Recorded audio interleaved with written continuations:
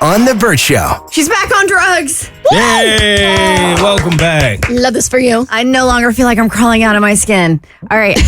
I will take ownership of this. This was my fault, but I feel like some people contributed to my failure. Okay? So just hear me out here. I take Lexapro for my anxiety. I have for, 7 years now. And at my last physical, which we have every year because we get a cut off of our health insurance, we get cheaper health insurance if you do that. So I don't do it because I want to stay healthy. I do it because I'm cheap. She was talking to me about it, and she's like, hey, have you ever thought about weaning off of it, blah, blah, blah. And I'm like, no. I mean, before she even got the sentence out, I was like, nope, absolutely not. And so I've been taking it steadily, and it works for me. I can tell a difference from my pre-Lexapro life and my Lexapro life that this is just, I'm on the right dose, I'm on the right medication. It makes life more enjoyable for me. And we're here for a short period of time. Let's enjoy ourselves. Mm-hmm. So what had happened is on Friday, and I take my meds at night, I look and I'm like, oh, this is it. Like, this is my last dose. And normally I get a text reminder from my pharmacy letting me know, hey, your prescription's ready to pick up. I never got one of those. And I go, I bet it's because my pharmacy closed down and I have to go to a new one, and maybe they just didn't transfer over, text messages, whatever. So I'm like, no biggie. So life is lifing. You get busy. I hit up the pharmacy and they're like, yeah, no, we have nothing on record for you as far as like a prescription to pick up. And I'm like, what? So I'm like, crap. Now I have to go find my chart, sign into my webpage to see all my stuff. And I'm looking. You really need the meds now. Oh my God. I'm stressing you. Stressing. So I sign into my chart and I'm looking and I'm like, okay, there's a page where you can go to renew your meds. This is the page I need to go to. So I go to that page. That medication is not listed there. Wow. To be able to request a renewal. How could that be? I have no idea. So now I'm like, and so I'm like, okay, well, we'll send an email and I'll be like, hey, I'm out, because this had only been like a day and a half. And I'm like, all right, if I get them tomorrow, we'll be okay. I'm not liking this, but we'll be okay. I hit, and then like I'm waiting. And now it's after out because it's Sunday, so nobody's there. And I'm like, and now that feeling, that anxiety, like that feeling of dread is like washing through my body. And I say dread in like a physical sense. Like I can literally feel the Lexapro, because it's a slow release. I can literally feel it leaving my body and the anxiety replacing it, right? So then we had yesterday's show. Bert's out because he's doing he's having a great time with his son Hollis on his senior trip. And I'm like, I have to host the show. I got to raw dog this show on no Lexapro. And I could feel it yesterday, and it was more substantial. And then I went home and I literally felt like I had like goblins were trying to crawl out of my skin. And so I hit him up again. And then this time I called and I'm like, so here's the deal. And I'm trying to like get out the words, and I even having a hard time having a conversation with her. I'm probably having a hard time doing this story now too, because I got to get all my stuff back regulated. And I go, I should have put urgent on it. And she goes, well, did you do a prescription renewal? And I'm like, it wasn't listed there. Like I couldn't. So I just had to send a message. Well, she gets a lot of messages. I'm sure she does. But I literally said to the nurse practitioner, I'm tweaking. And I'm starting to have an anxiety attack. So if we could like expedite this at all possible. And she goes, okay, well, let me talk to one of it's not an assistant, but it's another one of her nurse practitioners that works there that covers like, messages that aren't urgent. And so an hour goes by, 2 hours goes by. Now we're on hour 3. My husband's texting me to get updates. And I'm like, what have I done to myself? And I took ownership. I'm like, I should have been more on it. And if you're on any type of medication, like an anxiety, depression, or whatever, every 6 months, you got to take a test. And it's this handwritten test to make sure you're still messed up. Handwritten. Well, like it's a form they print out, and you have to go to the doctor's office, and you have to sit there with a pen, and you have to check out on a scale of 1 to 10. How anxious have you been? On a scale of 1 to 10, any unliving thoughts have you had? Like, you have to go through this whole entire thing to make sure you still need the meds. Right. Well, as I'm sitting there tweaking on my couch, like literally my shoulders are up in my ears and my jaw is clenched within an inch of its life. I'm like, I need the meds. I don't need a test. So, and then hallelujah, praise the Lord, I get a ding on my phone. And my poor son, Jimmy, I'm trying not to take this out on him because, he's not going to, he doesn't, I shouldn't have to get a pass because I neglected to notice that my prescription was going to run out. So I can't take it out on him that I'm anxiety ridden. So I'm just going to have to like breathe through stuff, right? And I get the ding and they filled my prescription. I immediately texted Bart because he was on his way home. I was like, "It's ready." He goes, "I'm on it. I'm getting it." Like he knew the emergency. It was like a man coming in with an organ in a cooler. Lunch pail? Yeah, in a cooler, one of those like styrofoam coolers. And as soon as he walked in the door, he just handed it to me. And I'm like, I couldn't get it open fast enough. But just a heads up. And I haven't done this. I don't think I've ever done this. I know life can get very hectic and can get very much in the way, but you are still a priority. Yourself is still a priority.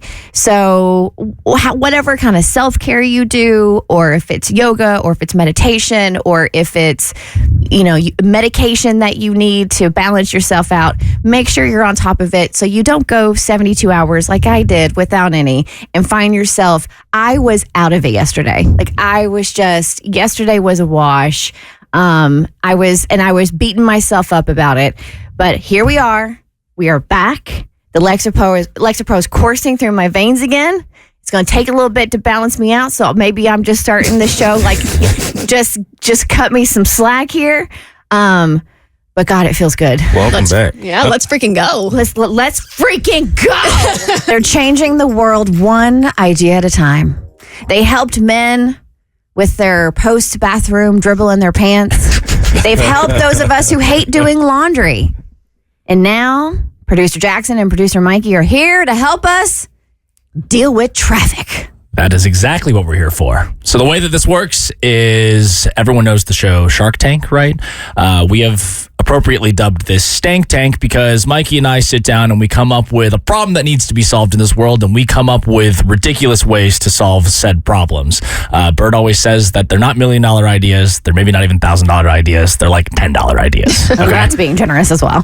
Probably. We're good. We can afford it then. So like Kirsten said, we are doing traffic and trying to solve the problems around that. Kirsten, after we did this last week, you appropriately mentioned that you all are not sharks. We cannot label you sharks. Yeah, because it's not Shark Tank, it's Stank Tank. So you guys will henceforth be known as the Stanks. Okay? Sweet. Love it. Understood? Stanks or stinks? This is important. You're going A or I? A. Okay, stanks. For the rhyme. Got it. Okay, and so this week, it is going to be Mikey that's going to kick us off. Hello there, Stanks. I am seeking a lifetime supply of Chester's hot fries in exchange for an idea. An idea, you say? Most of the time, people come on the show with a product that is already established. Why invest in an idea? I'll tell you why, sucker. This is an idea so innovative and groundbreaking, while being so blatantly obvious that you scratch your head and wonder why it doesn't already exist. The idea? Call it the Wakefield buttons. The Wakefield buttons are a concept created by a strikingly handsome and surprisingly young inventor. They are a series of buttons installed in your steering wheel that allows you to communicate with the cars around you. You can think of them as emotes. Somebody lets you go in front of them in traffic? Forget the back window wave and simply hit the thank you button that immediately pings the intended car with your message. Sometimes things on the road can get a bit heated, but you're afraid of confrontation and getting hit in the head with a baseball bat. Well, Wakefield's got buttons for you. Here's a scenario. A Kia Soul veers over 3 lanes and onto the exit ramp, effectively cutting you off. Of all the vehicles. Feel free to hit the steaming kettle button to send a light show of middle fingers into their window pane. It's a light show. Oh, okay. Suppose something even more atrocious happens, like a hit and run, or you've had a long day at work and someone sits at a green light for slightly too long. Here's a situation that calls for the going ballistic button, where the radio is hijacked and plays freeform jazz at full volume. The Wakefield buttons. Are you ready to take matters into your own hands without getting hit in the head with a baseball bat? Is that the tagline? That's my motto. Okay. That's your. Let's hear the motto one more time, more please. time. Yeah, just one more time. The Wakefield buttons. Yeah. Are you ready to take matters into your own hands without getting hit in the head by a baseball bat? Okay. I mean, It's a hell of an idea. It's a slogan for cool. sure. I don't really see how it helps traffic, but You don't have to pull over and fight anybody. You just send them buttons. This is only helping in Atlanta. yeah. So Mo, maybe it's not helping the traffic situation, but it's helping you deal with the traffic situation. No, I think bullying works. If you start throwing some middle fingers at the other cars, I think that's going to motivate them to simply drive their car and stop the traffic. So but it's you kind won't get hit with a baseball bat. But Yes. you won't get No, hit with a you baseball won't. bat. it kind of reminds me of it's like airdropping. Like when people on airplanes airdrop stuff. So you're Yeah, basically just airdropping emotes, as you called them, to other vehicles. Exactly. Jokes aside, hell of an idea. Let's give people some more things to pay attention to while they're driving. And you're asking for what in return? Lifetime supply of Chester's hot fries. Chester's hot. Okay. All right. Noted. Jackson, take it away. All right. Stanks. I want you to take a journey with me. A journey back in time 117 years ago. It was the summer of 1908 in New York City, and a 12-year-old boy sat on his stoop breathing in the warm city air. When just then, one of those newly invented Model Ts came careening around the corner. As the car approached the young boy, all he could do was shout out the window before it was too late, and the car struck the mailbox of the boy's house and dented it slightly. His parents were going to be really upset. From that day on, the young boy swore that this would never happen again and spent the next 5 years inventing a warning system for cars that would make a loud noise when approaching anything dangerous. This boy was actually Tom Hanks's far less famous grandfather, Tim Honks, and thus the horn was born. You're lying. Real. Real? I'm fact checking. I totally made this up. This is from Family Guy. I only took Tim Honks from Family Guy. The rest Okay. of this. Okay, anyway. Okay. Sorry. You sold that too well. You really did. So to pay homage to Tim Honks and all he did for the future of safety, I am introducing Kim Honks. Stanks, don't you think it's about time that we reinvented the same old boring horn that was invented over 100 years ago? With Kim Honks, you can customize up to 6 different sounds to play from your car to really get your points across. Gone are the days where you only have one monotone sound to press when Grandpa Joe jumps out in front of your car in the neighborhood. Now you can play whatever sound you want out of your car in order to get your point across. Do we have some of these? Do we have some examples of these sounds? I wish that I did, but that's in development. He has them memorized, though. Oh yeah, you do? Thankfully. Let's hear them. they're backlogged right now, so we'll have to get to those another day. Okay, which is why I'm seeking 1 gallon of coffee and a barrel of Cheez-Its in exchange for my entire company. So join me and millions of other fans of Castaway's grandfather in making the world a noisier place. Doesn't Tesla already do this? Kinda. Plagiarism. Right. I'm pretty sure I saw viral videos of people like hitting their Tesla horn and it was just a giant. Well, you know. Okay. All right. Well, thank you. Do I win? Yeah, who wins? Oh, all right.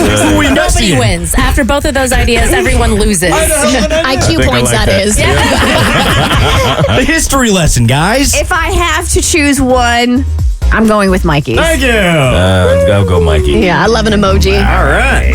And hot fries. Go ahead, Tim Honks, and take your horn and shove it. Let's go from Family Guy, Tesla, and everywhere else. Who covers the cost when it comes to birthday plans?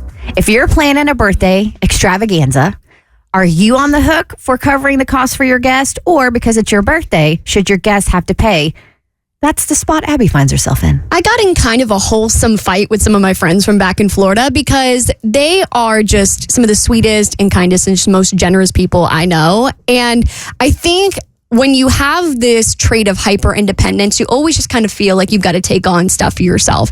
But this also has a lot to do with just the way I was raised. So when I was bringing up the plans I wanted to do for my birthday, they kind of got in a fight with me, but not in any kind of mean or malicious way. So, What are the plans, by the way? So we're kind of throwing out some ideas. So I thought it would just be fun to do like a little beach weekend down in Florida while we're maybe on spring break, or maybe a little bit later when we're on break for Memorial Day weekend. And I was just like, let's just get like, a beach hotel, maybe somewhere in Palm Beach, maybe Tampa, worst place on earth. Maybe somewhere up in Jacksonville, so it's a little bit more local to like where my family is, and so maybe my family can join in on some of the plans. But I was just kind of throwing out some general ideas. I'm like, let's just get a cute, fun hotel room. Let's sit at the beach. Let's sit at the pool. Let's go to a fun restaurant. Let's take some hot photos because I need to show people that I'm fun and young.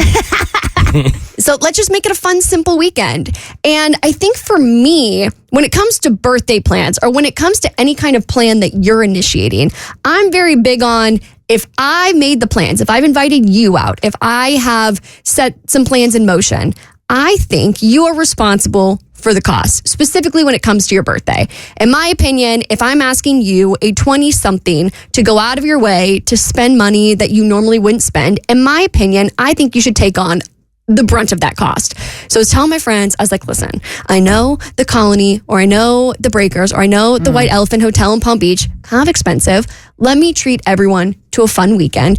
Let me cover the cost of the hotel. The Breakers, because I have a good friend that lives in West Palm Beach, and so we will go down there and visit. We've stayed at the Breakers once because you literally have to take out a loan to stay there. It's a gorgeous hotel. It's beautiful. Okay. But it's like the Ritz on crack when it comes to prices. Damn. I might have been hyping myself up by saying the Breakers, but maybe like the Holiday Inn next to the Breakers. But What birthday number is this going to be? 28. Okay, so yeah, Breakers is for like your 50th or your 40th. Breakers gonna have you broke. So I was just kind of throwing out some ideas, and I was like, maybe like the Holiday Inn down the street. But I was like, nonetheless, like, I'm inviting you to come celebrate me.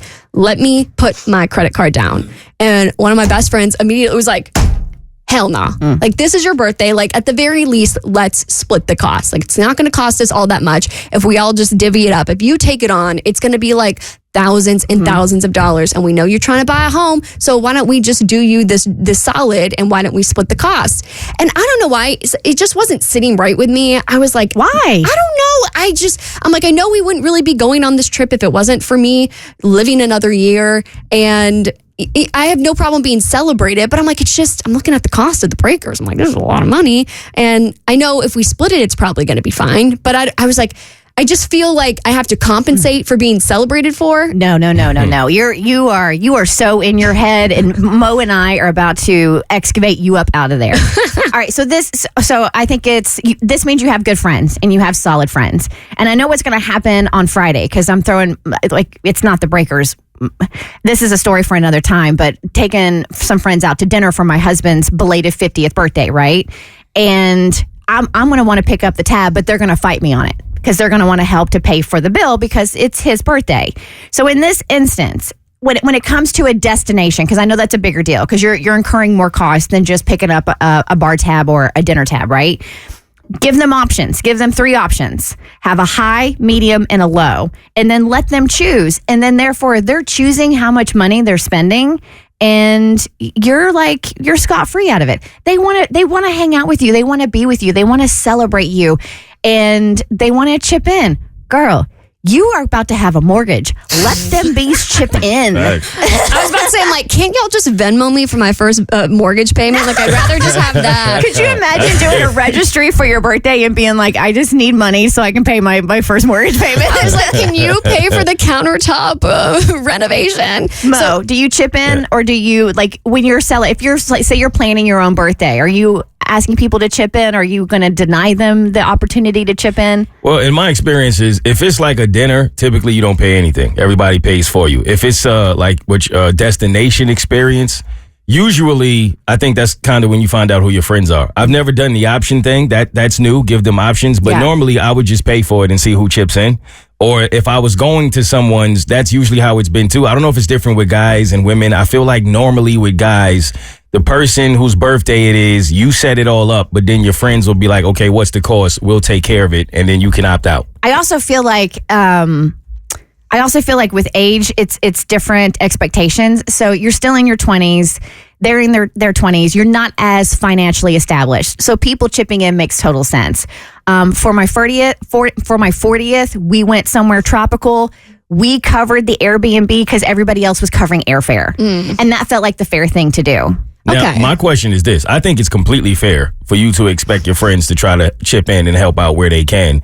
But do you expect them to chip in and have a gift? I think that's where some people are like, okay, that's where it gets a little tricky. Hell no, I don't need anything. Like at this point in my life, I'm at a place where if I need something or if I really want something, I can save up for it. I can plan for it. I don't know why. Maybe it's just because I was raised in like a not big birthday household. Like we didn't make a big deal about birthdays. We would celebrate. We'd do a little pool party. We call it a day. But the thought of like more gifts just makes me feel kind of icky. So yeah. Oh yeah, I definitely don't think you should feel a way about people helping. Yeah, not at all. Let's just go sit our butts on the beach. Yeah, take their money. Take it. Take all of it. No, just pay for my mortgage that I don't even have yet. All right, so Mo, you are finally understanding you're finally comprehending and understanding the struggle that other people have dealt with, and this is a first for you. I genuinely thought I would never be in this place. I would never have this feeling.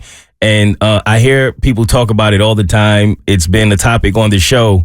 And I almost feel like I need to apologize because every time this comes up, I'm always saying to myself, how is this a thing? Like, how do you feel a way about this?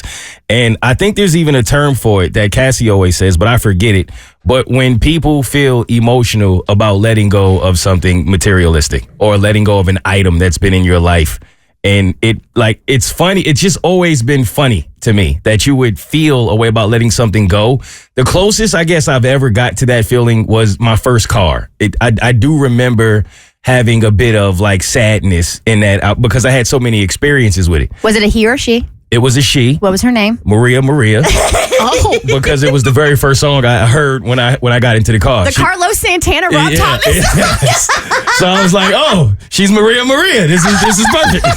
I love that you were listening to a Rob Thomas song. That's so niche. So that was the last time I ever experienced it. And I know on the show we talk about like letting T-shirts go and letting certain things go and you feel the emotions. And I've just never been like that. Even things that I've had for years, I get rid of it. It's not a problem for me. I have no emotional attachment to anything. I let it go. And you've never had any regrets. Like you threw something away, you let it go, you donated it, whatever. And there was never some time, whether it was weeks, months, years down the road, where you thought back and you're like, man, I wish I wouldn't have got rid of that. Never. Really? That has never happened to me. Not even a little bit. Have you experienced this? Only because I feel like when I clean out my closet, I'm like, well, I'm never going to wear that again. And then lo and behold, like a month later, you need to wear that specific item for some reason, which is why I choose to hoard things because that always happens if you throw it away. See, maybe if I've lost something, I've wished like, I wished I knew where it was. But if I get rid of it, I get rid of it. And that's it. I'm just moving on. And so You're Marie Kondo's worst nightmare, man. Who's Marie Kondo? So Marie Kondo she was viral years ago, and she was the woman who was all about teaching people organization and the art of letting go. And so you would take an item and say it's this water bottle right here, and you'd look at it, and does it spark joy? Was the question you had to ask yourself about the item. And if it sparks joy, you keep it. If it no longer sparks joy, you let it go, and then you just say thank you for the memories. And you let it go. Oh, yeah, I would let everything go. So my husband, Chad, was like, that doesn't work for me. Like, objects like that don't spark joy. So he came up with one, and it may only apply to parents, but I thought it was beautiful. And it's, if this object had child poop on it, would I wash it off or throw it away? And I'm like, ding, ding, ding, ding. That makes total sense. Is it recoverable or am I done with it? And that's how you would know if you keep it or if it's trash. And that's why we just threw a pair of bluey underwear away yesterday. Oh. Yep. Not the bluey underwear. Yeah. Louise. It has a brownie underwear now. Yeah. Another accident yesterday that meant no star for Jimmy. And I have to tell them at night, you had an accident, so you don't get a star sticker for your calendar. Oh, I feel for him. Don't. He pooped his pants and I had to clean it. Okay, but go ahead. That's fair. So this item, so as I'm clearing out my studio. I'm selling a lot of old equipment because I don't really make music in my home anymore. So I go to other studios for that. So I don't need all of this equipment. So I'm like, I don't want to just get rid of it. A lot of it is expensive stuff. So I decided to start selling it. And as I'm selling everything, I have no feelings about anything. I'm letting it all go. But then comes the one item, which is my very first microphone. It's this microphone has been in my life since the very first song I ever made. It's like baby's first shoes. It is, right? Like, I still remember I had just enough money to purchase this microphone at the time. This is like probably 15 years ago. And it was everything to me. Because when you first start building a studio, I mean, the microphone is like the most important thing. You got to have a good mic. Mm-hmm. And I just still, it's like I sold it and everything. I didn't think anything of it literally until the guy was on his way to pick it up. And then that's so you had your first mic and you looked at it and you were like, yeah, I'll put it on like Facebook Marketplace, Craigslist, whatever, and you sold it. The funny thing is, I didn't even look at it because I didn't even know where it was. I knew I had it, so I just put it up and I'm like, if someone buys it, I'll find it. And then sure enough, someone is like, I want to buy it. So I'm like, cool. So then I go look for it and I find it.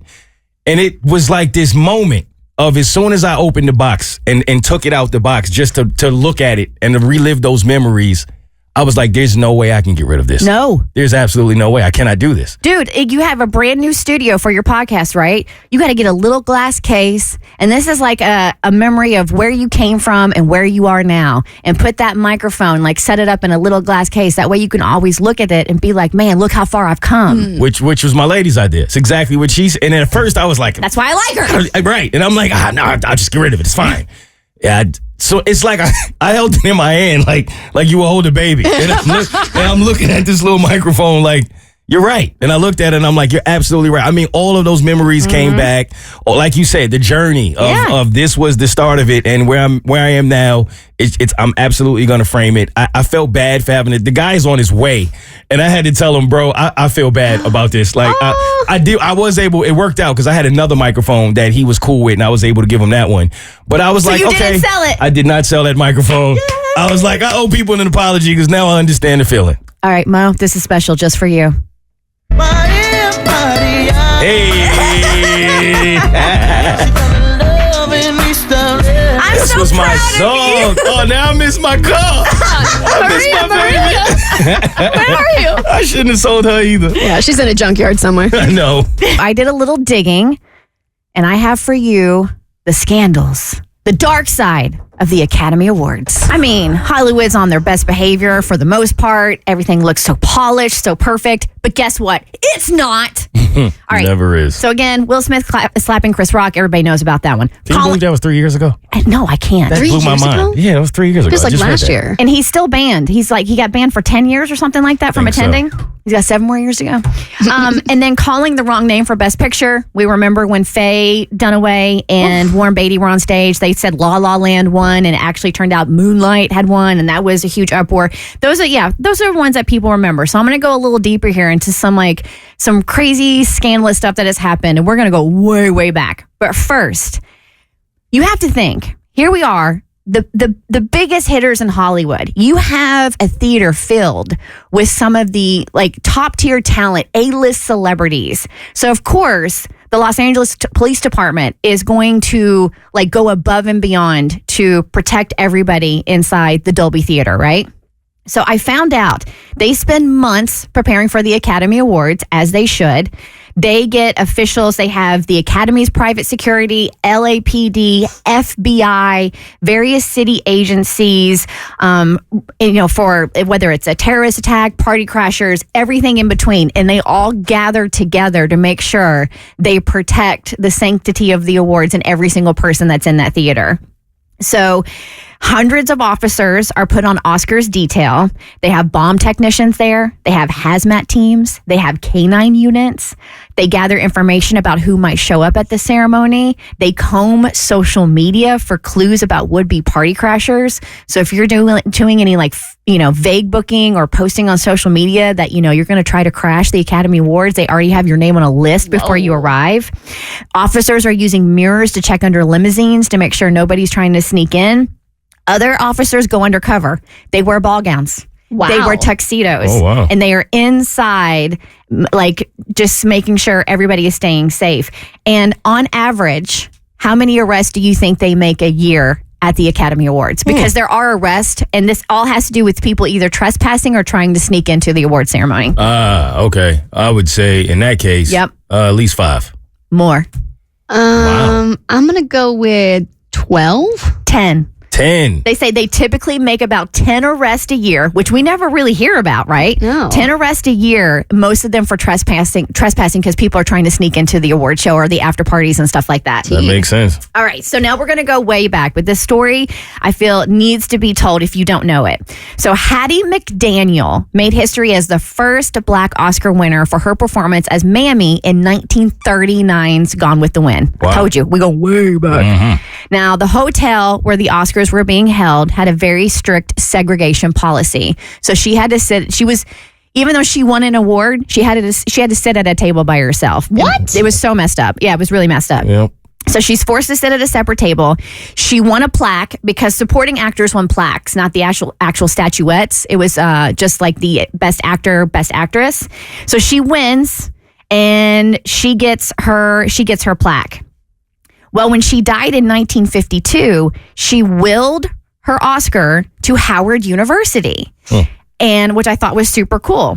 They finally got it in 1961. What? No idea how or why it took so long, but they got it in 1961, right? So now they have it, and this is history, right? Like this is the first Black Oscar winner, Hattie McDaniel.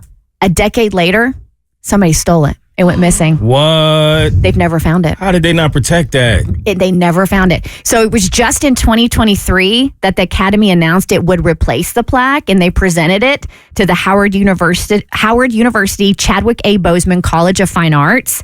But her OG Oscar still missing. Oh my God. Somebody out there has it. Yeah, because you can't sell it. They know where it came from, so you just keeping it. Yep. All right. So America used to have a really big streaking problem back in the 70s. Oh.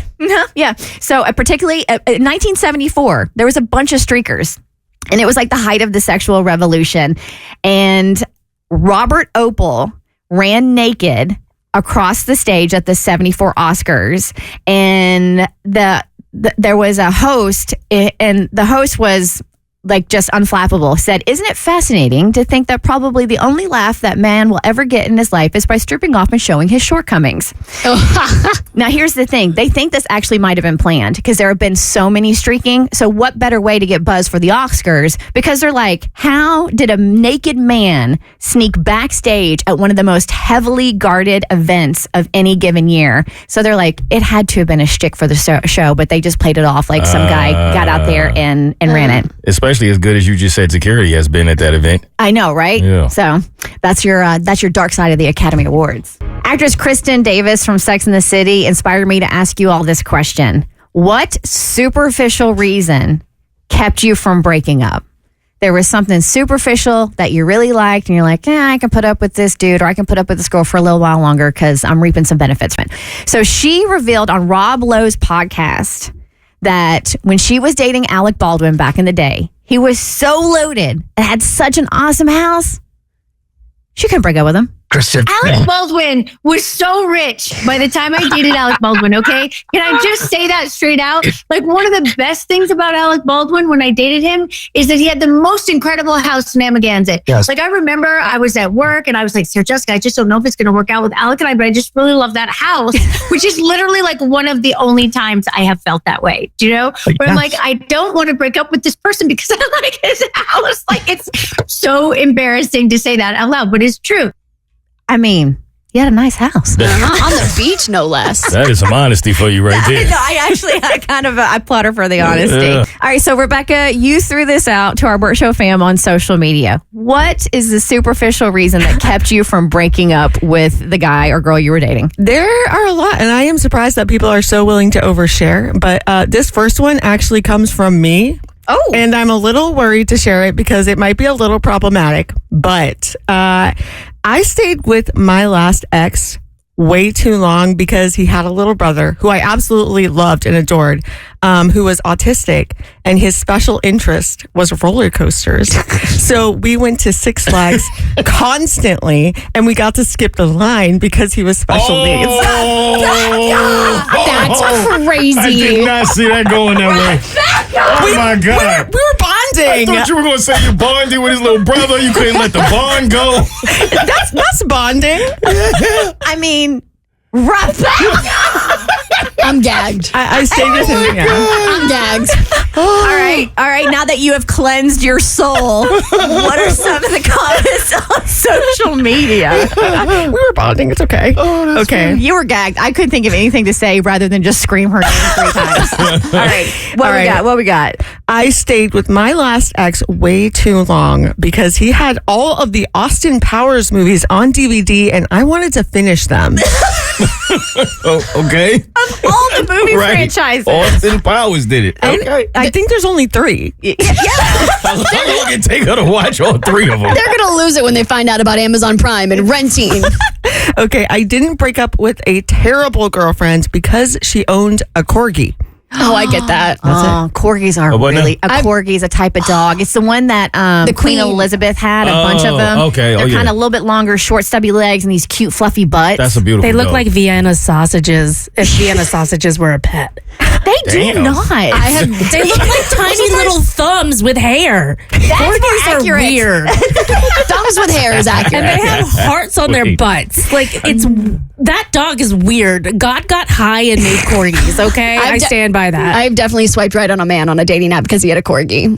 That's my dream dog. They're so be thinking of a different dog. Yeah, cute. I dated my boyfriend for way, way too long because he paid for my Costco family membership and I wasn't willing to give up the Kirkland signature chicken bakes. All right. I understand that. I get it. Yep. A Costco membership. Yeah. Now, oh God, what we should have asked is like, how much longer did you stay? Like, how much was that Costco membership worth? Did you stay an extra week? Did you stay an Right. extra month? Were you with that sucker for an extra year because you liked the chicken bakes so bad? He playing for the whole family. I'm assuming it was at least a year.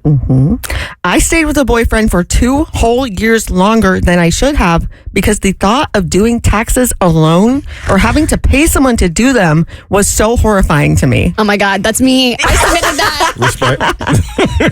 I get it, girl. Yeah, it makes sense. I kept dating a man for an entire summer because his apartment had a rooftop pool. Oh, I get that. Yeah, or if you had a boat. Yeah. There's always that girl in the friend group who's got to do us a solid. Man, we got it rough out here, boy. You have, dude. You Oh have my been God. taking hits left and right the last couple days. It's been a week. Oh, and it's only Tuesday. Hey, women are used for other things like our bodies. Yeah, it wasn't one man on this list. Oh, wow. All right. If you want to share some more, you can always hit us up on social media. We're at The Bert Show or Facebook.com/The Bert Show. So by all means, you're going to be in good company. However, nobody's going to beat Rebecca's. That just took it to another level. I took the cake. It's all on the line for one of my friends. He thought that this was a threat, and it turned out to be a lot more. And now we're trying to figure out what our next move should be. It sounds dangerous. It could be, genuinely. So this started a few weeks ago, and we were pretty quiet about it at first because we were still trying to figure it out. And it just made sense also for us to give it a couple of weeks because my podcast in the moment under Bert's Pioneer Network has just been released. Well, it's just been recorded. It'll be released tomorrow. And this is the story that we opened with because it was a scary situation for him. I thought it was a joke, to be honest. One day, out of nowhere, this seemingly just happened randomly, but he got a text message from a number he doesn't know and a person he doesn't know. Is this your buddy who's just a content machine? Absolutely. Gotten a suite. Absolutely. That just kind of tells you his life. I don't want to say his life is chaotic. I don't even want to say like he attracts drama. It's busy. He's a busy man with a very busy life, and it works out perfectly for me because that's the balance you need when you are sharing a podcast with somebody, because I don't like for my life to be like that, but he enjoys it. It fits his personality. And right in line with that, he gets a text message, and the text message says something to the extent of either send me $3,000 or I'm going to make your life a living hell. That's pretty much what it said. Say that again? Send me $3,000 to this. It was like a link or something that they put in there where he could drop the money off, or I'm going to make your life a living hell. That's all he got. Oh my God. Super ominous. Right. But I mean, the spam text messages are so out of control. Typically, it's like the U.S. Postal Service can't deliver this package. Click here so you can retrieve it. Now it's all about the toll roads. This seems very pointed. It did. And so but initially, I still thought somebody's messing with you. This could be spam. I wouldn't even respond if I were you. But he ended up responding, saying something to the extent of do what you got to do or something to that nature. And he said he did it because he figured if it was like spam, they wouldn't really have a response like that was kind of directed towards him. So that would kind of give him some type of hint on if what he's dealing with. Would you have responded? I wouldn't have responded at all. I would have just ignored it. Because that's you. Right. But he... Mr. Busy, Mr. Drama over here, he's ready to dive in. So he responds, do what you got to do. I'm not sending anything. Something like that. And then they respond, okay, well, tomorrow's the day. So he calls me and he's like, what do you think I should do? And I'm like, well, sending the money is not an option. I don't think you should do anything. I think you did exactly what you should have done and told them to do what they have to do, and we'll see what happens. I completely think this is some kind of joke. I am. Right? There's no part of me that thinks that there's any legitness to this threat. Did he do a reverse lookup of the phone number? And initially we tried. So we do have a guy that we hired. I don't know if y'all remember, but when I had someone that was sending me messages and we were trying to figure out the identity of the person, we paid a guy to figure it out, and he did, and we knew exactly who it was. So I knew we had him on retainer. If we need him, we got him. But at first, I was like, play it out. I wouldn't go hire him for nothing. So then the next day, literally the next day, he wakes up and his phone is like blowing up. He's getting phone call after phone call, text message after text message. Somehow, I don't know how, this person was able to access his phone and his security system in his home. Oh my gosh. So they randomly set the security system off, which I guess when his security system off, it goes to certain people, like certain of his emergency contacts, his one being his daughter and another being the mother of his daughter. And both of them, his daughter and that came over to his house, was knocking on the door. Daughter was crying because she thought he was really having an emergency. Not only did they set off the alarms, they somehow got into his phone and sent an emergency signal to 18 people in his contact list. It was like a random 18 people. I don't know how they got it to these 18 people, but all 18 people ended up texting him back, asking him if he was okay. So then they sent another text message saying, if you don't send the money, this is going to continue.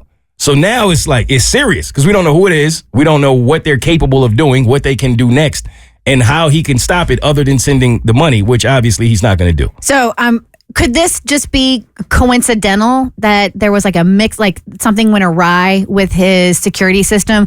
Or did the person text and be like, ha, ha, ha, see, told you? Like, did they confirm it was them that did this? So that's what I'm saying. They sent him a text saying that if you don't pay me, this is going to continue to happen. But we don't know what the continue to happen is or what else they are capable of doing. So he went and changed his phone out. He changed his security system out. He did all of the things he felt like he needs to do in order for that not to happen anymore. And nothing has happened since. So it's been quiet for like a week now after him doing that. So we think he's good. But the real question is, do we pursue it? Like, because I think we should. He thinks we should let it go. I'm like, if we have the means of possibly figuring out whoever sent you that initial text, I say we go get him. Yeah, I would want to know so bad. At what point do you involve the authorities or do you not? That was the next step. So we were waiting to see if they were going to do anything else. I told him, I think you have all that you need to go right now. You have plenty. But he was like, nah, I don't want to go that far unless something else happens. So he was waiting for something else to happen. But nothing has happened since. And it's been about a week since the last contact he had with the person. See, I would go ahead and start paperwork, man. Yeah, I mean, it sounds like there are a lot of talk, honestly, because if it's been quiet for a week, you think that they would want to come and swing in to show you that they mean business. So maybe they're just going to move on to people that are stupider and more scared. And all they can really do is hack into anything with Wi-Fi. And that's really the extent of their power. So I would get the authorities involved just to be safe. But I think you're probably in the clear. That's what I'm thinking. I didn't think terrifying. About. That's so scary. We got to catch them so that they don't do it to somebody else. I didn't think about that. But yeah, it was a really scary situation. I can only imagine. All right, you got to let us know if anything else comes of it or if he decides to actually pursue something. I'll keep you posted. For once, I'm listening to my husband and actually hearing the words that are coming out of his mouth. This is growth. What, 20 years in? How long have y'all been married or together? We've been together 20. That's nice of you. Here's the thing. I ain't looking for a cookie. I'm not looking for a brownie. I'm not looking for a trophy. Small parade? Yeah. Okay. That would be nice. But I want to address that I've reached it's not a pivotal moment, but a better understanding of what I think is best is not necessarily best. It's best for me, but it might not be best for somebody else. I set expectations for myself, and while those expectations for myself might make sense, they might not make sense for somebody else. And I do think there is growth in that. Mm-hmm. And it's not letting people skate and get away with stuff. That's not it. People have different life experiences. So that means they have different priorities and they have different things that make them happy. So what makes you happy may not make somebody else happy. And as we've said before on this show, don't yuck their yum. I'm here to tell you, I'm no longer yucking my husband's yum. Yes. No more yucking the yum. All right. And this Is this a family show still? Yes, I swear to God it is. My husband turned 50 December 28th. It's 3 days after Christmas, and so we don't really get to do a lot of celebrations for his birthday because it's at Christmas time, people are busy, and it's hard to plan anything. Now, for his 40th birthday, I scheduled a massive surprise birthday party on June 28th, on his half birthday. Didn't see it coming. I rented out a brewery, family flew in, friends flew in. He walked in the door, and he was completely flabbergasted. It was amazing. Well, he turned 50. And I wanted to, it's a milestone birthday, right? For sure. I mean, my man's a half a century. We need to celebrate. And we did a family get together while we were in Kentucky over the holidays because it's where a majority of our family and friends live. And he was against it, but I forced his hand. And I'd like to think he appreciates it and he's glad he did it because he got to see his nieces. He got to see some college buddies. It was a lovely night. But we have some really close friends here in Atlanta, and I wanted to do something to acknowledge him in this milestone birthday. And lo and behold, with everybody's schedules, it's scheduled for Friday. It took us 3 months, but we got there. And so we are going out and celebrating his 50th birthday on Friday. Oh, nice. Happy birthday, baby. So I hit him up on email, not once, not twice, not even thrice. I can't remember. I'm like, here's some restaurant options. Look through, tell me which one you want me to make a reservation because these are nice restaurants you need to early book. He's not responding. He's not responding. He's not responding. And I'm finally like, dude, if I need one, I want to get this off my mental load. And I'm starting to get perturbed with him. This man sits me down on the couch. Oh no. Sits me down on the couch and he goes, you pick a restaurant. And then I could feel the blood boiling because I know I can be particular, but at the same time, it'd be nice for other people in my life to make decisions, even though I am a control freak and the decision you make probably isn't the decision I'm going to like. And then I'm going to have something to say about it. So I can understand why I scare people. You should know that. I recognize about that myself. I like to think I have a little bit of self-awareness. And then I saw the look in his eyes. And he's like, I just want wings. My man. And I go, huh? He goes, the fancy dinners are nice and stuff, and that's your thing. But what I would really like is just to go to Wing Factory, to get a couple of the high tops in the bar area so people can walk around and talk to each other. That way you're not seated. You can actually have conversations and eat some wings. And I could feel my soul leave my body because that's not what I would want for my 50th birthday, but it's what he wants. It's his birthday. For his 50th birthday. So this Friday, our crew is headed to the Wing Factory. That's so funny. And we are going to have a plethora of wings. Yep. We're not even going to have a table. We're going to have some high tops in the bar. Come on. And that's how we're celebrating his birthday. This is so funny. Yeah. And isn't this better for you because you don't have to do the planning, the fancy restaurant, and all of the bells and whistles? It is, but at the same time, in the back of my head, I'm thinking, how can I make this bigger? Right. And I think that's the radio in me. And I'm like, all right, so is there something funny we could wear? But that's not him. Nope. He's not a wear a goofy outfit kind of guy. You want to put him in a costume? Put him in a chicken costume. Let's all wear chicken hats. Everyone bring feathers. I literally was thinking, I was Googling funny stuff, but I forgot my question. What was I going to say? Only you knew. Only I knew. Well, first of all, I'm in that Wingstop parking lot all the time. I don't know what they put in that sauce, but it is packed every single time I go there. Oh, this is what I was going to say. It's our favorite place to eat wings, which is why he wants to go there. Great wings. I bet this is a lot cheaper too. So, I mean, if you think about it, like take the cost difference. Girl, why don't you take yourself to Louboutin or something? Wait, what? Wait, how do we get to Louboutin on his birthday?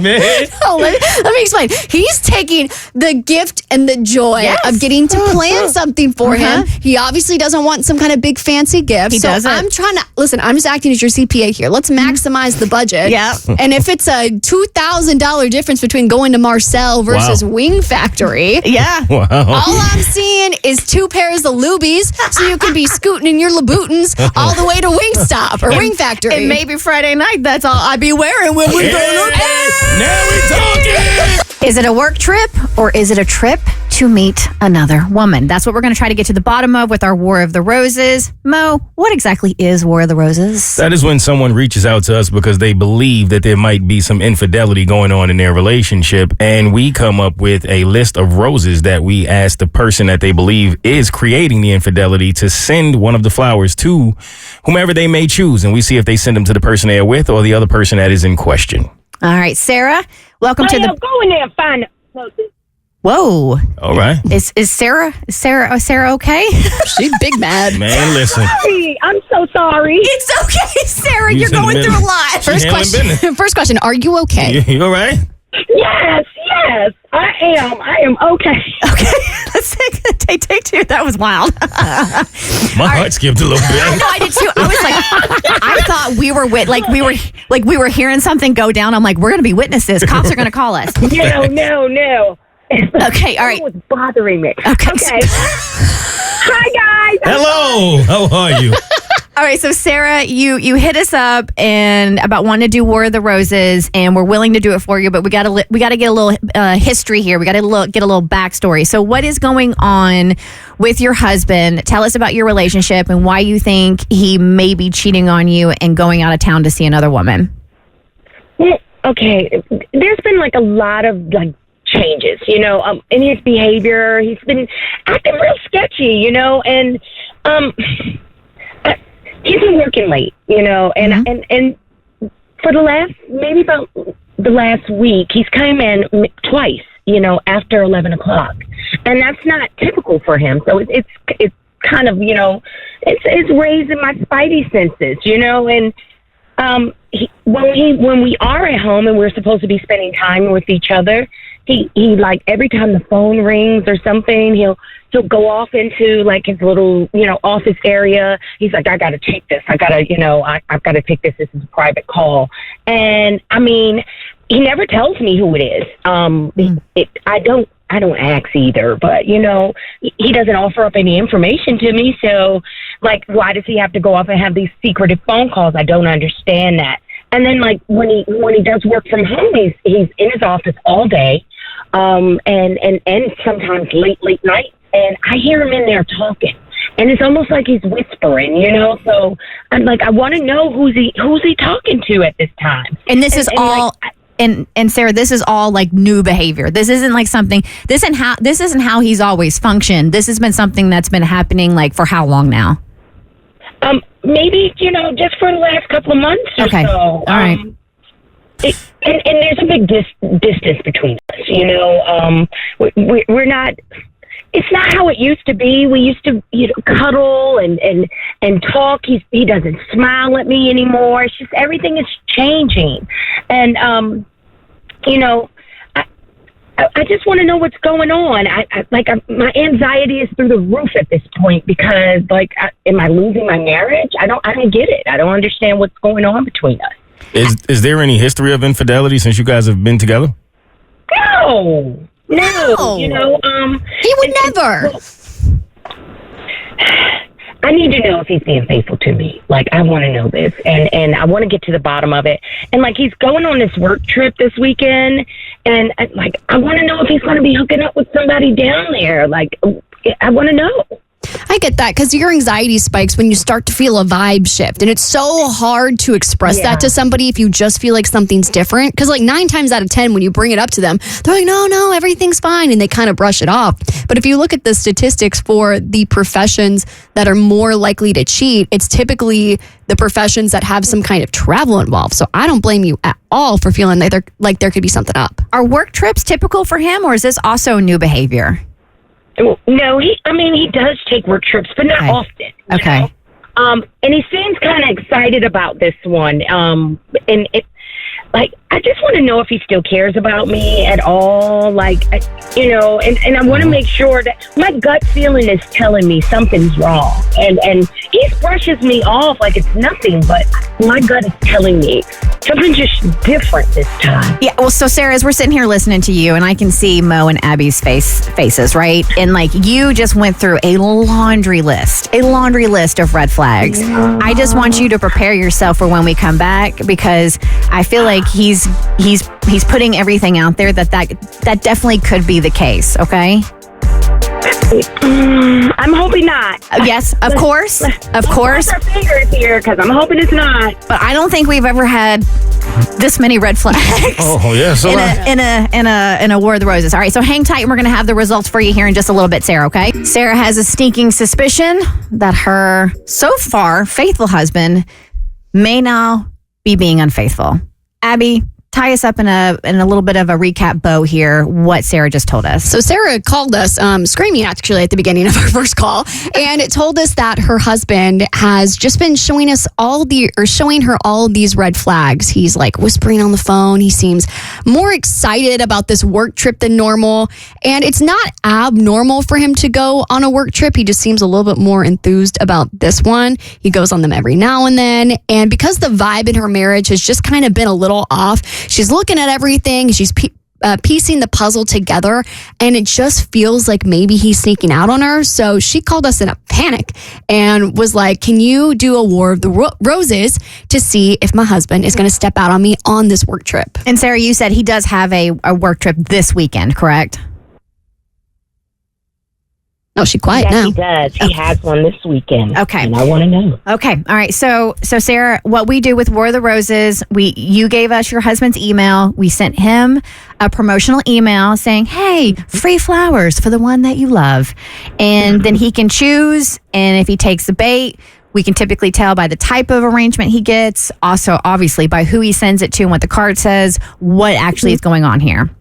So we posed as a florist called Blossoms and Blooms and sent this promotional email to your husband. We offered him a free arrangement, and he got to choose from the following. First, we have, and because Bert is out and I'm filling his shoes, Tommy is filling my shoes with the fake promotional emails. So he's added a little levity to some of the arrangements. We know your marriage is on the line here, so please don't take this as a slight when we do this. But we have Bloom, shake, shake, shake the room. okay. What? Bloom, shake, shake, shake the room. That didn't disappoint. That did not disappoint. So that was the first option, arrangement, an explosion of vibrant color and lively energy.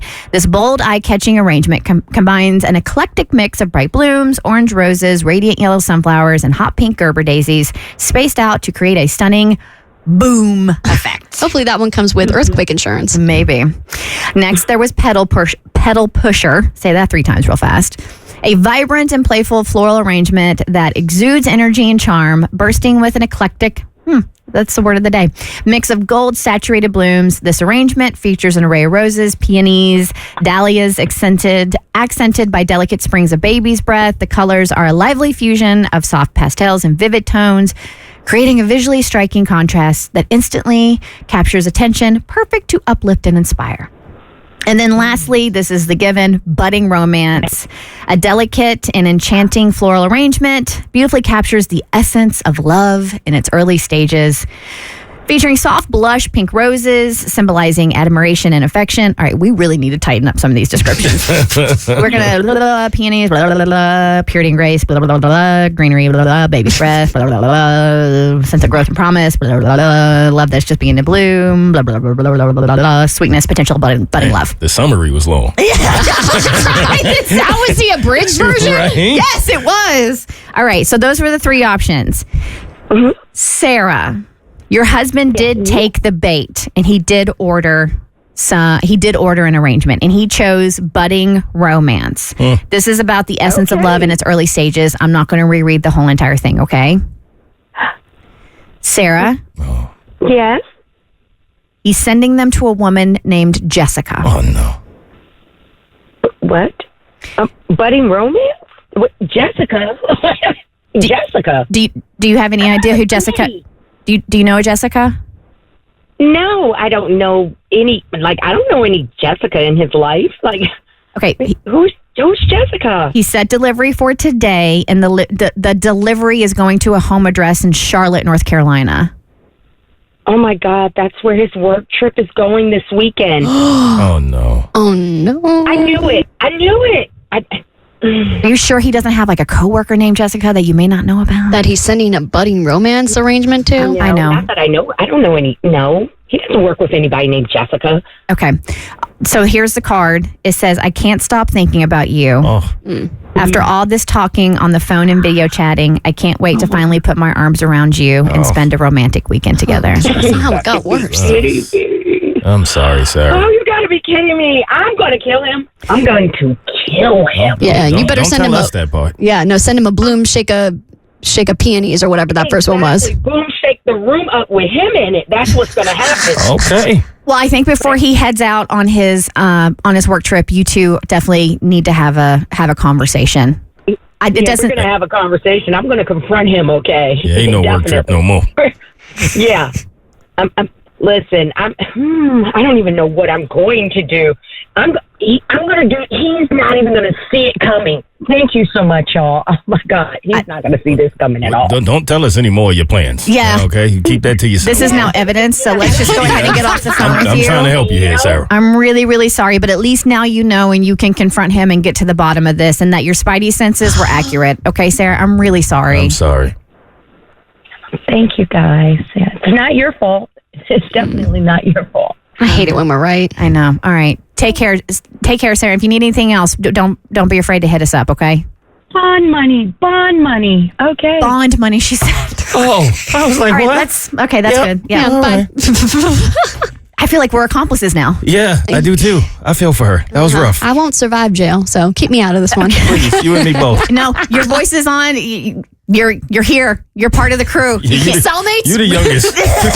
You can't get out of this. It's like the Three Musketeers, one for all for one. All right, so Abby, you told us yesterday that you were ditching the dating apps. I know. And you're ditching the date and not just deleting them from like the screen of your phone, but actually deleting the accounts. And so I asked for any other woman out there who is just over it and sick of the dating apps, if they want to do this with you, if they want to ride with you with no dating apps, they need to hit you up. And apparently you got quite a few emails and DMs. I got quite a few of them. And honestly, I think that last War of the Roses is more motivation just to delete all of our dating apps and give up men forever. So I think we're all just kind of at a place where we've done the same thing over and over again. And yes, I know the dating apps can work out for some people. My brother is currently in a relationship with a woman that he met on a dating app. I understand that 1 out of 572 times it does work. However, I'm a part of the 571. And if you are also a part of that group and you want to go completely dating app sober with me, here is your motivation. Let's do it together. So the first email I got was from a woman who actually said that she started this trend 11 years ago. And I thought this story was so fun and salacious, I needed to share it, even though she's already a part of the dating app sober group. So she sends me an email and she says, I actually got rid of dating apps years ago. About 11 years ago, I jumped on Plenty of Fish, hoping to find, that special somebody. I ended up getting a message from one of my exes from back in my high school time. Now I'm 37, so this was a while ago. He hit me up and we started hanging out. One thing turned into another and I ended up pregnant with his son. The day I told him I was pregnant, he literally vanished and I have not seen or found him since. Turned out he was cheating on his fiance, who was also pregnant. Shut up. And I ended up being the other woman. Dating sites were not made to find a man for life. They were made for booty calls. Dude, you need to book her for your breakup breakdown podcast ASAP. I emailed her. story. I was like, I'm in the business of this. Hello. I know a guy, and the guy is me. Come talk to me for my podcast. Okay, the next was a DM from a woman who said, "Hi, Abby. I just heard your segment on dating apps, and I feel the same as you. I'd love to do a full delete and be a part of the group that sees what in real life things happen. I had an ex-husband for 12 years, and I had a husband for 12 years. Now he's her ex-husband, and got with him pretty young. Now I've been single for what feels like the first time as a real adult for almost 9 years now. Since then, I did have a 3-year relationship, but that ended 2 years ago. I think the apps are C-blocking me.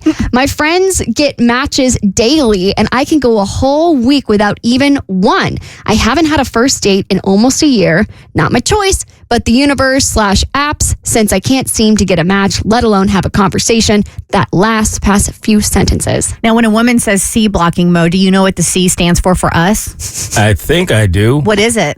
Oh, if I can say it, then it ain't what I'm thinking. No. Not because, like, when a guy says he's being C blocked, we obviously know what that C is. But if Right. a woman says it, I don't know. you're getting Can you not find it? clam blocked. Yeah. Oh, clam block. Dude, I thought it was a different I word. didn't know either, and I thought that too. Okay, you okay? I was with you. Like, yeah, that's not the word that came to mind. I was like, he's looking for it. He's looking for the word. No, I was like, Kristen, why are you trying to bait this man into getting I'm fired? not about to say it. Yeah. Okay, all right. I was going with clam. I wasn't going for you guys. Another 4-letter C word. Yeah, 1,000%.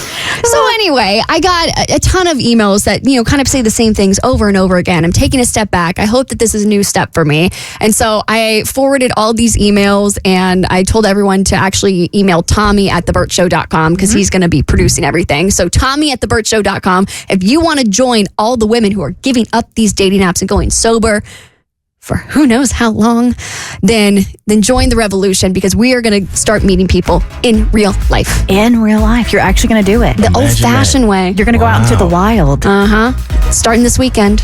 Catch me outside. How about that? In the streets. Rocking out with my clam out. Don't block me. There's a reason why Mikey got the name Messy Mikey, and that's because somebody got a little messy at Brunchfest. Ooh. I went to Brunchfest and I'm here to seek forgiveness. Hello, Father. I have sinned. I am the worst. What happened suffering. What happened at Brunchfest? And first, paint a picture of what the heck Brunchfest even is. I had never heard of Brunchfest before. Apparently, it's a big deal. Someone gave me some free tickets, some fancy tickets. We got we had baller tickets. Baller tickets at the Brunchfest. It's basically just in a big green space around Atlantic Station, and there's like, I don't know, maybe 30 food trucks, like a stage, people playing music. But Oh, that sounds fire. it sounds great. But here's where they get you: bottomless mimosas. Hey. As a good brunch has. So here's, for those that don't know, if you are from Atlanta or if you ever visit Atlanta, you will learn that brunch is an Olympic sport here. It is. People love to get their brunch on. And it's like every day of the week, doesn't matter what it is. But there's something about sleeping in and enjoying yourself. Not one, not two, but you have to have at minimum 3 beverages in front of you when you do a brunch. You need a coffee, a water, and some kind of alcoholic beverage. And then you're eating eggs all times of the day, even though we can't really afford them anymore. I wouldn't say I'm a big brunch guy, but You don't strike me as the type. Or a mimosa guy. Oh, well, now there's where you're wrong. Okay. I'm a big mimosa guy. You know, people always talk about tequila, like I can't drink tequila, it makes me crazy. I think I'm that way with mimosas. I think I shouldn't drink mimosas, especially after the events that transpired on Saturday. So I invited a ton of, I just had a bunch of tickets to this thing. I invited a couple of friends. Jackson, his girlfriend went, his sister. We had a big group in there and started off just beautiful. Like, as ballers, they give you this plate and they give you a bunch of these tickets so you can get food. But any of these tents that you walk to, they're going to have mimosas for you. And now I learned a trick pretty early on. This might have gotten me into some trouble.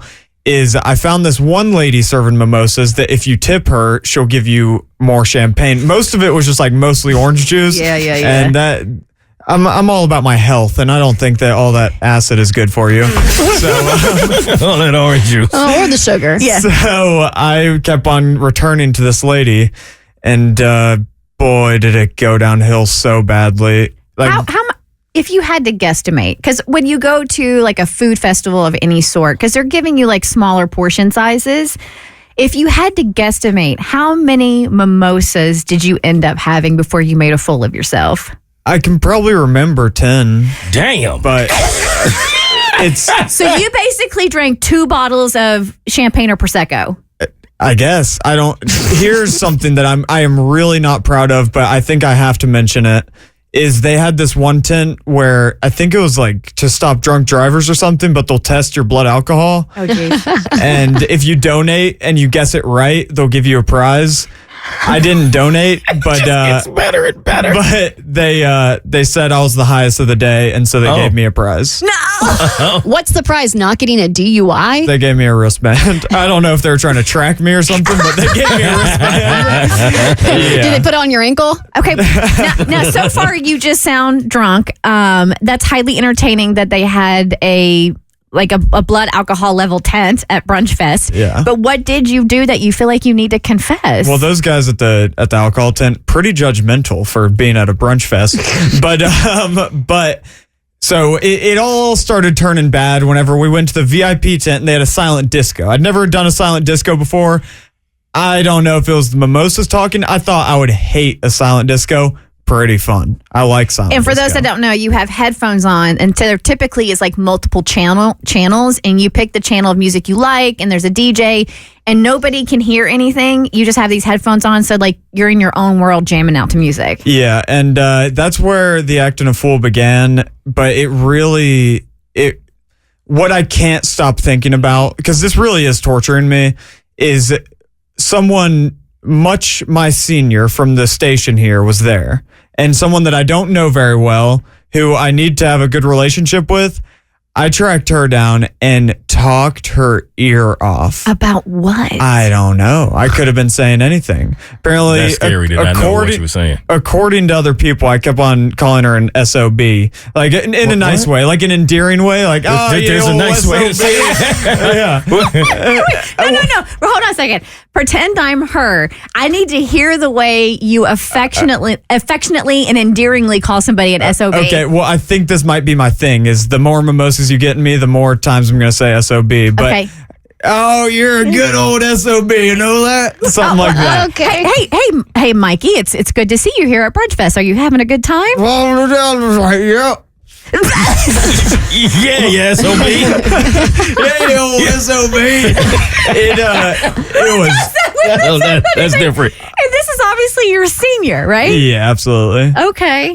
I'm on the apology tour right now, but I'm going to hold off actually apologizing to anyone until they bring it up to me. How many people do you think you offended? Oh, there's no telling. I don't know. The limit does not exist. I'm not sure, but Okay, hold on one second. We're going to take... Jackson was there. Did Jackson witness this? He did. Can we get Jackson? I know you're listening right now. I need you to come down because now we have multiple sides of the story. He might have had just as many mimosas as Mikey. It very possibly could be. So, So there's a thing here where whenever you wake up the next day, people will either be honest with you. I can't tell what people do. Some people try to make you feel bad, and some people tell you the truth, and some people say you were okay. So we'll see what Jackson thinks. all right. So Jackson, did you witness this interaction between Mikey and the higher up here that he repeatedly called an SOB?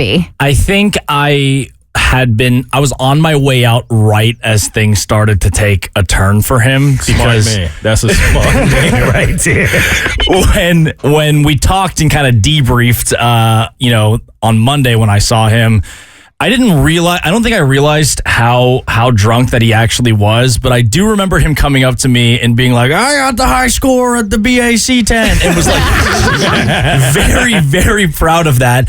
And then on my way out, I saw him with this higher up senior that he reports to, and I had never met them before. So he introduced me, and we talked for a second, but he seemed rather okay when we talked during that. That's good. Okay. See? All right. Now there's only one other perspective we got to get. What?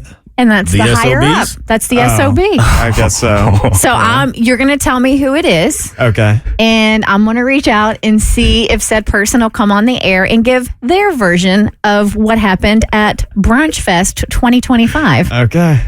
Yes. I'm still suffering. Like, this is just the worst couple of days of my life. Well, and also, too, dude, a bottomless mimosa hangover, the amount of sugar that you consume. How could they put me in a little cage and give me endless mimosas and be okay with that? It's not your fault. Not your fault at all. This was a cage of your own making. Yes, it was. Should you plan your vacation travels around your kids, or should you say, F them kids? I'm going to do what I want to do on vacation. Is that the question you're asking yourself, Cass? It is. So, most of America, I'm an avid TikToker. And of course, because I'm a mom, I get shown cool places around the world that are kid friendly. Like there's one, I think, in Switzerland, and it's got it's a hotel, and the whole hotel is kind of geared towards kids. And so I'm looking and I'm like, that looks awesome. So I, start a little bookmark folder of places to take the kids. And as I'm compiling these places, I'm like, am I really going to go to Switzerland one day and just spend all my time at a hotel with a playground for the children? That's not what I want out of my life from an international trip that is going to cost a lot of money. When you travel somewhere like that, you want to immerse yourself in the culture. You want to see the sites that make that, area famous for whatever reason. So I would feel like, why am I traveling across country to just play at a Swiss playground? Exactly, even though it looks like the coolest hotel. So that got me thinking. And of course, I would bring my kids to immerse themselves, maybe not in a bakery in Amsterdam, but child appropriate activities. But of course, child appropriate activities, that gets boring after a while for kids. They don't want to see museums and cafes and go on bike. They don't care. And so my question is, if I'm planning a family vacation, what's the balance? Do I just plan the vacation that Chad and I want, the family-friendly version of the vacation Chad and I want, and bring the kids with us and be like, well, tough luck? Or do we really kind of plan the trip around the kids? Hey, we're going to pick this location because we know there's stuff to do for the kids, and that's the primary purpose, and then we'll find adult things that we like to do as well. And again, we're using the term vacation very loosely. Yeah, it's parenting in a different state or country. Yeah, there's no such thing as vacation when you have. I think for the age yours are now, which I believe Hazel is 5, Max is 3. Mm-hmm. I think as of right now, you do have to cater locations towards them, but as they get older and a little more independent, you could do more adventurous ones where everybody can benefit. Yeah. Would you guys remember when your parents took you on vacation? What was it like? I mean, as far as I can remember, I remember my parents always kind of rotating. There would be a family trip where all of us would go, and obviously the trip would be catered to the whole family. But my parents also had their trips, their couples trips, where I remember we would be mad about it, why we can't go. But being older now, I understand why they needed those times. So they just rotated them. I remember it being 1 and 1 and 1 and 1. There were trips where we were definitely kept in mind, but I think my parents genuinely went where they wanted to go. I think in the beginning of us being a young family, I don't think we could really afford to go a lot of places. I remember going to Disney because we lived in Florida every now and then. And then as my parents got more financially stable, they wanted to take trips that were international, and they wanted us to come with them because they wanted us to have those experiences too.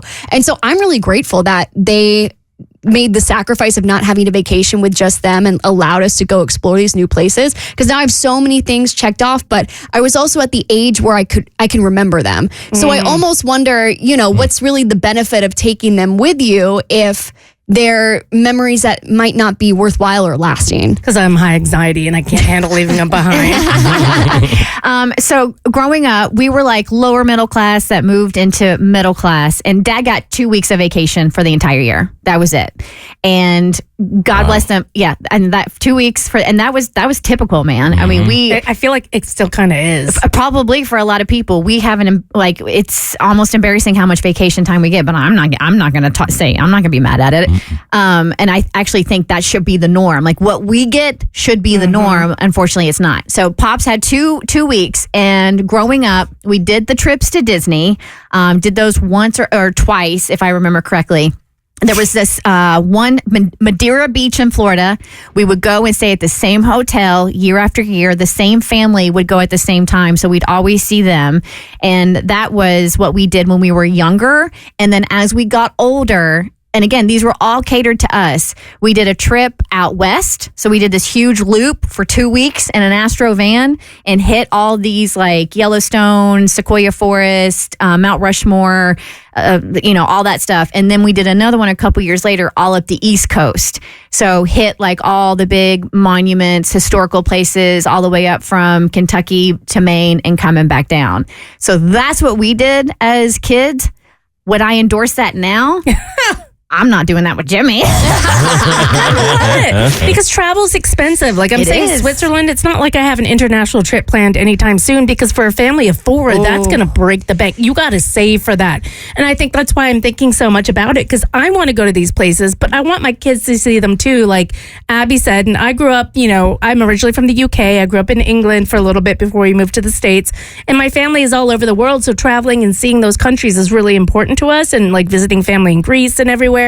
But it's just, if we go, I don't want my kids to be bored out of their minds, but I don't want to be bored out of my minds. I'm not going to drop like $8,000 on flights that I've saved up a couple years for just to sit at a dang playground. But I don't want to be the mom who drags her kids places that they hate, And then what's going to happen? Resentment, therapy bills. I was just going to say sitting at home, but okay. Oh, yeah, that's it. Well, I do have a sweet RV, so maybe I'll just hang out in there. All right, so I need you guys to tell me if you think this relationship is doomed. This is something a dude posted on Reddit. And is she asking too much, or is she just asking for what she wants? That is the question. He goes, so for context, I, 24-year-old male, and my girlfriend, 23-year-old female, have been together for 2 years, living together for roughly 6 months. Normally, we have a good routine. I wake up first, make coffee, and she wakes up to a nice hot cup. Recently, though, she started getting particular about how she wants it done. She insists on using this super specific method. Measure the grounds to the exact gram, pre-warm the mug in the microwave for 30 seconds, add the milk at a certain temperature, and on and on. At first, I tried to oblige because, hey, if she loves coffee that much, I want to make it nice for her. But it got to the point where every time I handed her a cup, she'd grill me. Did you weigh the grounds first? Did you warm the mug? Is this whole milk or 2%? Nah. That slipped. My bad. That was an inside thought that came out. It was. If anything was off, even by a tiny bit, she'd sigh and say it wasn't as good as the right way. One morning, she literally took the mug from me, dumped it down the sink, and started the process herself while ranting that I never do it the right way. I got frustrated and told her, if you're going to be this picky, just make your own coffee. Bingo. I'm done making something only to be told how it's wrong every time. She got upset and said I was overreacting, that she just wants her coffee a certain way, and that I should respect her preferences. I argued that I was respecting her preferences. I just didn't appreciate the constant criticism or micromanaging. She accused me of being lazy and unaccommodating. Now I'm feeling guilty because I do want her to enjoy her morning coffee, but I'm also tired of feeling like a barista under constant scrutiny. Am I the a-hole for telling her she can just handle it herself until she stops micromanaging me, or should I just suck it up and follow her super detailed instructions? When she told me I want you to respect my preferences, I would have told her I respect your preferences so much that I prefer for you to do it yourself. Because sometimes, like they say, if you want something done right, you got to do it yourself. And at this point, she either needs to hire a personal barista or she got to do it herself. I think she's doing just a little too much, especially with the micromanaging. I think there's a deeper issue here. I think she is attaching some feelings that are happening in this relationship. Maybe he constantly does things that she doesn't feel like are right. And this is just kind of the lightning rod that she can use to express those feelings. And it honestly feels like a form of self-sabotage that I think she needs to confront with a professional or maybe a local barista that isn't her boyfriend. Yeah, I mean, the fact that I'm not going to call them demands, but she had preferences. I want X, Y, and Z done for my coffee. And he did X, Y, Z, but that still wasn't good enough. What I see here for this poor dude, nothing's ever going to be good enough. Bingo. Nothing. Literally nothing's ever going to be good enough for her when it comes to you and what you're doing. Sometimes that Y in XYZ stands for you do it. For me, it stands for run! The Bert Show.